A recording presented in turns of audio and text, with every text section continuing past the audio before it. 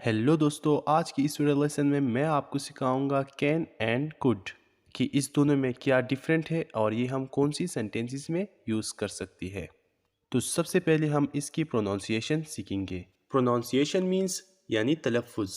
तलफ़ुज़ का मतलब ये होता है कि ये दोनों अल्फाज हम कैसे बोल सकती है, यानी ये दो अल्फाज हम कैसे अदा कर सकती है। तो सबसे पहले हमारे साथ है कैन। इसका सही प्रोनाउंसिएशन है कैन। मेरे साथ पढ़ो, कैन। और दूसरा है कुड। कुड, इसका सही प्रोनाउंसिएशन है कुड।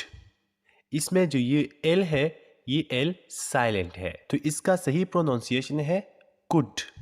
मेरे साथ पढ़ो, कुड। तो अब हम बात करने वाली है कि कैन और कुड को नेगेटिव में कैसे पढ़ेंगे। कुछ लोग ये नेगेटिव में ऐसी पढ़ती है, can not and could not.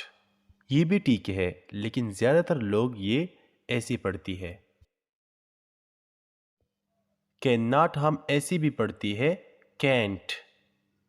Can not का ये शॉर्ट फॉर्म है कैंट। कैंट। कुड नॉट हम ऐसी भी पढ़ती है कुडंट। कुडंट। अब हम कैन और कुड की मीनिंग्स उर्दू में जानेंगे। कैन का मतलब होता है उर्दू में कर सकता है, और कुड का मतलब होता है उर्दू में कर सकता था।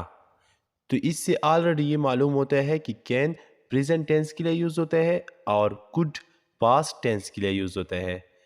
प्रेजेंट टेंस का मतलब ये होता है कि मौजूदा ज़माना, यानी मौजूदा ज़माने के लिए कैन यूज़ होता है, और गुज़रा हुआ ज़माने के लिए कुड यूज़ होता है, यानी गुज़रा हुआ वक्त के लिए हम कुड यूज़ कर सकते हैं।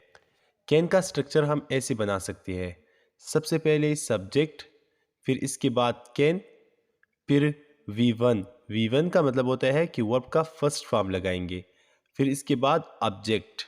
इसी तरह कुड का भी स्ट्रक्चर है, पहली सब्जेक्ट, फिर कुड, फिर वर्ब का फर्स्ट फॉर्म, यानी इसमें भी फर्स्ट फॉर्म यूज़ होता है, फिर ऑब्जेक्ट।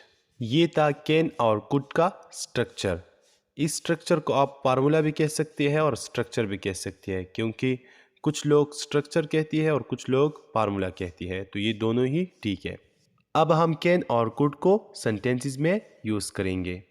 लेट्स सपोज हमारे पास एक सेंटेंस है कि मैं ये कर सकता हूँ। अब ये सेंटेंस जब हम इंग्लिश में बोलेंगे तो इस सेंटेंस में हम कैन का यूज़ करेंगे, तो इसकी इंग्लिश होंगी आई कैन डू दिस। अब ये सेंटेंस जब आप पास्ट में बोलेंगे तो फिर आप ऐसे कहेंगे, मैं ये कर सकता था। अब इस सेंटेंस में कुड का यूज़ होंगे, इसकी इंग्लिश होंगी आई कुड डू दिस। अगर आप कैन और कुड की बारे में मज़ीद मालूमात सीखना चाहती है तो मज़ीद मालूमात सीखने के लिए हमारे यूट्यूब चैनल को सब्सक्राइब करें और हमें कमेंट सेक्शन में बताएं, तो मैं इसके बारे में डिटेल वीडियो बनाऊंगा। तो नेक्स्ट वीडियो मिलती है। खुदा हाफिज़।